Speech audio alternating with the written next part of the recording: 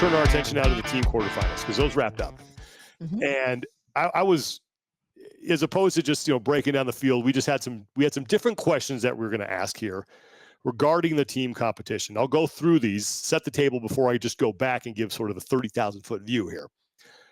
We're going to talk about the biggest surprise from the quarterfinals weekend for the teams, who we think has the most stacked semifinal, who has the most wide open semifinal.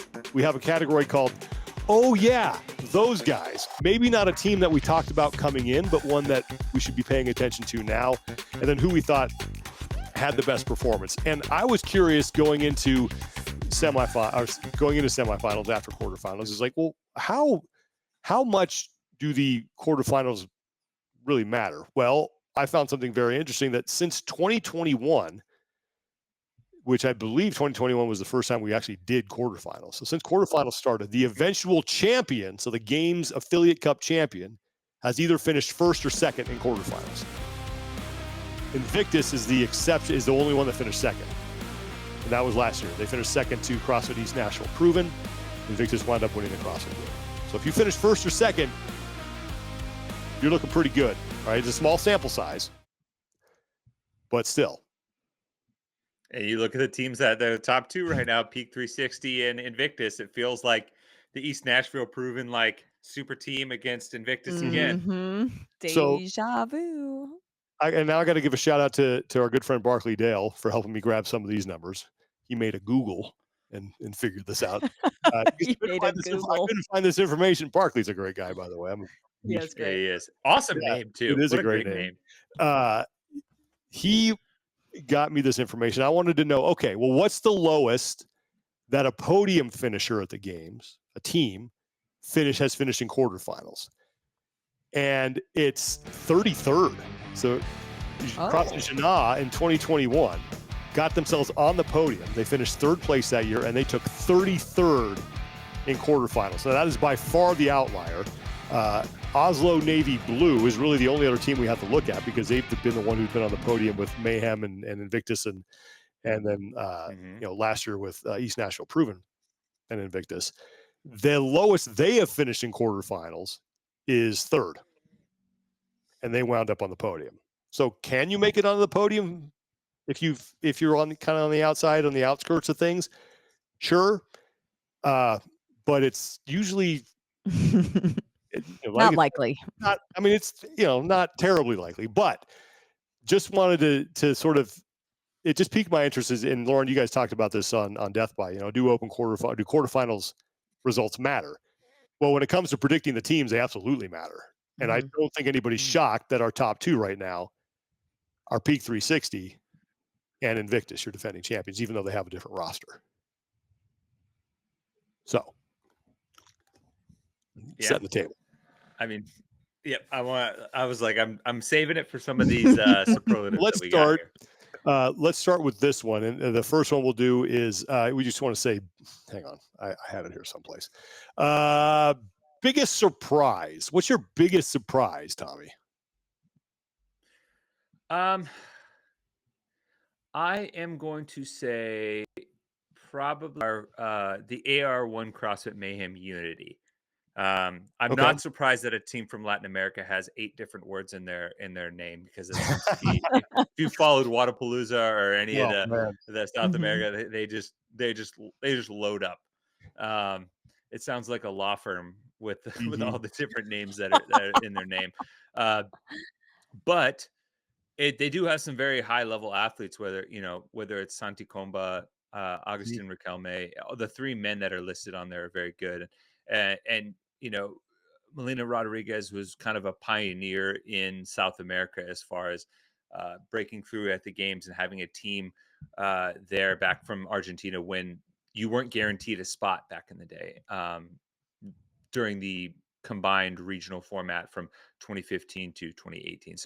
Or 2017. So they have some very talented athletes. If I had looked at the sum of those parts, would I have thought, hey, maybe they're going to be one of the top 3 teams in quarterfinals?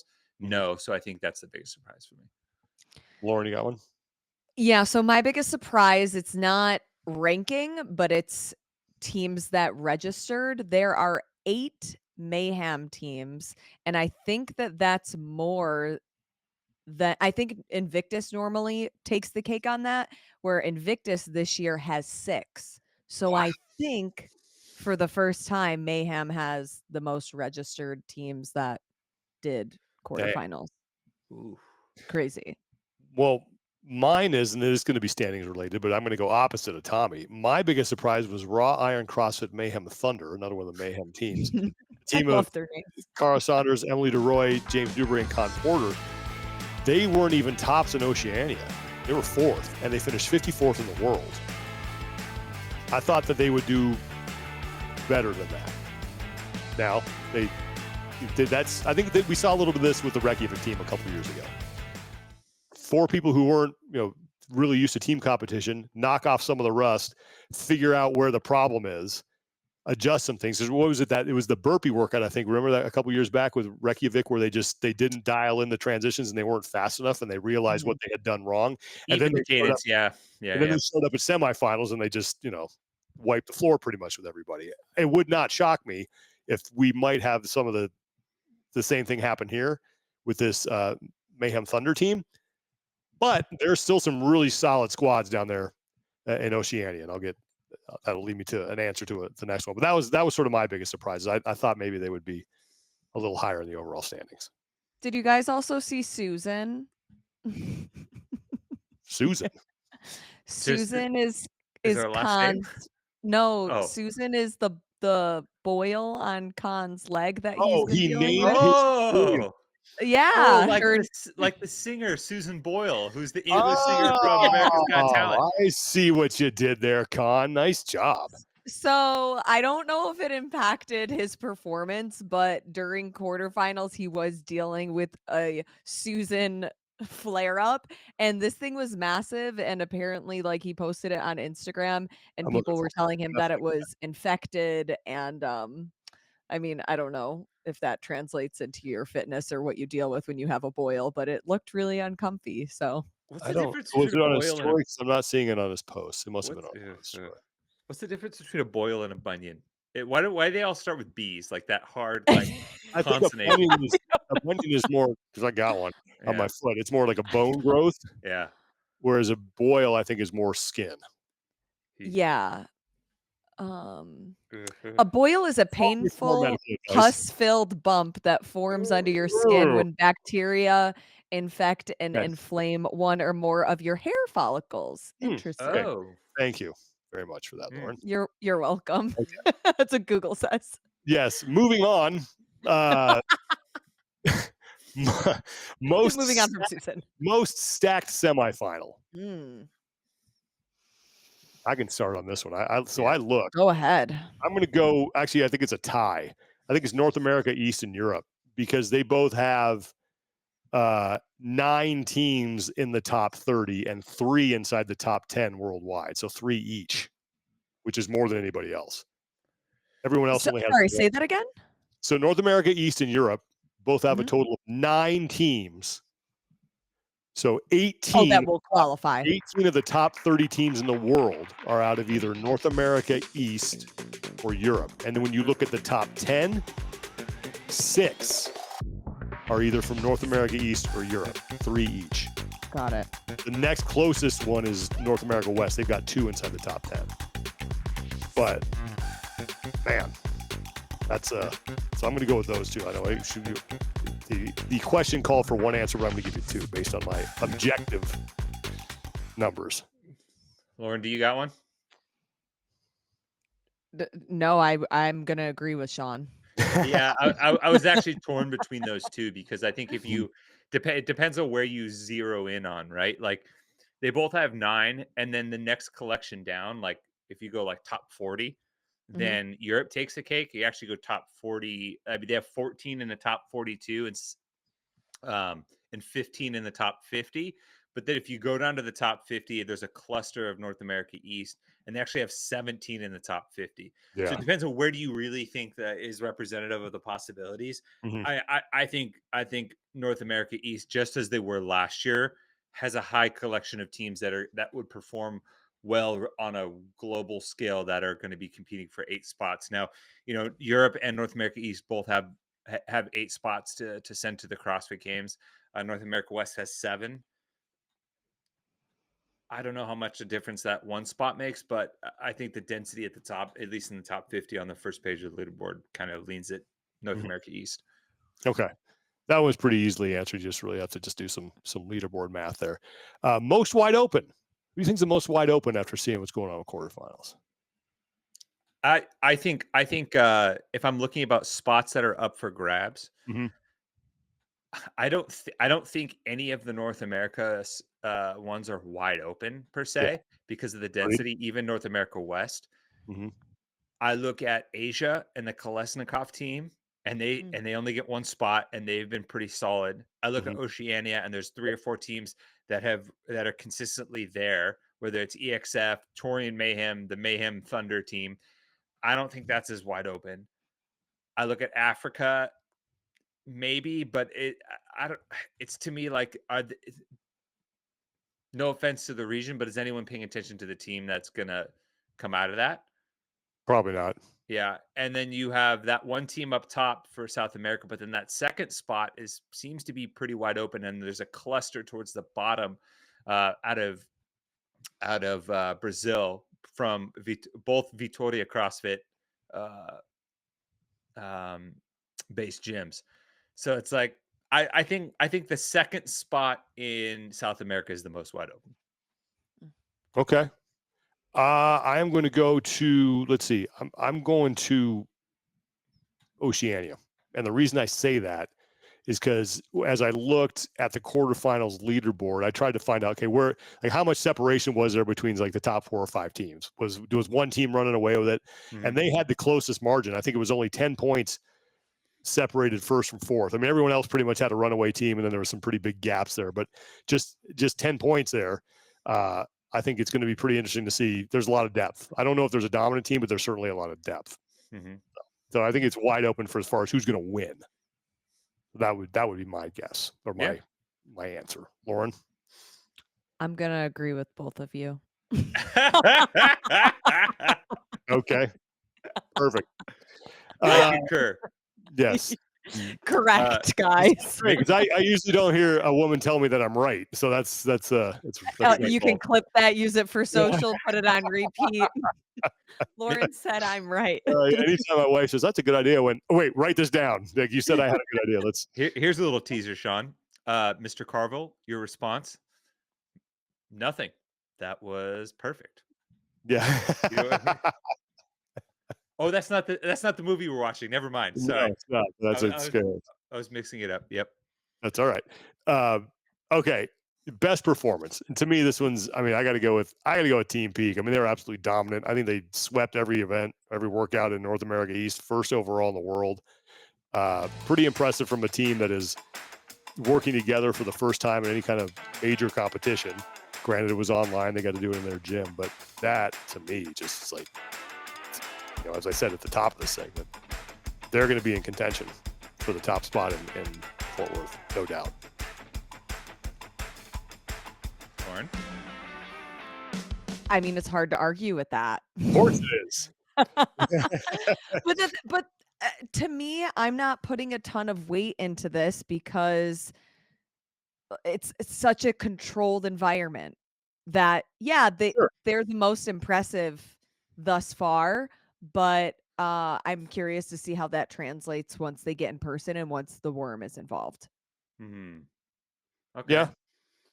I'm gonna give two. One big picture, one small picture. Joshua Alchama basically kind of detailed how sick he was this weekend, and how he basically they had to knock him out right away, and then he was laid up for for a few days. So for Invictus to finish second and match what they did last year, I think is impressive, and with the athlete swap. The other one is CrossFit in a single test. I'm going to go CrossFit Mayhem in test number 2.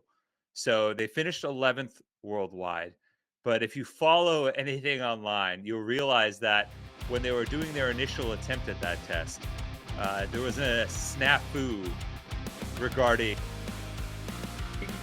the clock and taking out the power to that clock, one of their camera guys. Oh no. And the response from Angelo was just fantastic. I love Angelo DeChico. Awesome dude, hilarious, really like sneaky, funny guy, and just gives 0 Fs, and I love it. And he just, I don't know, he's just the way he rides the emotional wave right there in that little social media clip. You could see him going from like, what the hell just happened, and like the huff and puff. But I don't know, it cracks me up, and to still have a top score in that with that level of like, oh my god, did we just lose our score? Do we have to do it again? Like, what the hell happened? Like, What a crappy feeling. yeah. God, it sucked. But the whole mayhem like media output was very like playful and funny about it. So Good. Yeah, I agree with you on Angelo being a sneaky funny guy. So he's hilarious. He cracks me up. okay. The final question that we had, our final category was, oh yeah, those guys. Now I have two. Tommy already mentioned one of them, and that's the Kolesnikov team, and how consistent that they are in the Asia region. But another one that jumped out at me as I was looking at the leaderboard, and I was diving into them. I was like, oh yeah, I remember them. CrossFit Prestanda Krieger. And as you remember, a couple of years back, that Victor Longsved is on that team, and he was, when we talk about ineligibility, like he had that whole thing. I think it was a different gym, right? Yeah. Was it Oslo? No, it wasn't with Oslo. It was with Nordic CrossFit. That's it, Nordic. And so they had that whole thing about submitting pictures of him there. You had to train a certain amount of time, and he was ultimately ruled ineligible. Well, now he's back, and that team had a pretty solid result. So I was like, okay. I remember we were talking about them with the Nordic team. Victor's an accomplished individual athlete. So that was when I was like, okay, I'm gonna file that one away, because they finished in a tie for 4th overall with Ocean State CrossFit Surge. Yeah, in the world. And that team last year finished 10th at the game. So Victor got his moment in competing. So I really like that pick. I am actually going to say, and this is more because of the makeup of the team, the Ocean State CrossFit Surge, because they have two Christine Middleton, a pretty well-known athlete in like the team ranks. But if you also look, there's 2 former individual games athletes in Ethan Helbig and Christine Best on that squad. And you're like, oh, because you see, I know Ethan has competed on teams. I believe he was on the Rhino CrossFit Dogs, maybe. Former hockey goalie too. Yeah. And Christine Best also, I believe, was part of the Rhino CrossFit, or like the Underdogs type squad. But now both on Ocean State, I believe they're both from the Northeast, maybe, or spent some time back there, or in the very least, they're just competing out of there for the Ocean State team. So it's like, oh, okay, some familiar faces showing up on a new team and a new squad here going forward. All right, Lauren. Mine is more of just like an interest to Training Think Tank's mostly new team. They finished 27th overall, and over the course of the last couple of years, they've been like tinkering with who is on their team, or like switching one person. But this year I just went to their roster, and they only have 1 returning member, and we're still able to like place what I would call pretty well for them. So it's more of just like an interest to see this team more than anything. Okay. Well, once this all shakes out, we'll know, we'll figure out who's all going to semifinals, and then the top 30 teams wind up in Fort Worth. And then next week, of course, we get the individual quarterfinals. That's going to be a lot of fun to keep an eye on. And then after that, we're straight on to semifinals, and then to the games. Before we know it, it'll be here, and then we'll say, what the hell happened to the season? It seems like we're just getting ready for 24.1. So, team competition is going to be a lot of fun. But like I said, keep an eye on those top 2 spots, because history has shown that if you're going to win the games, you're going to finish in one of those 2 spots in the quarterfinals. Small sample size. Good stat. But something to keep an eye on.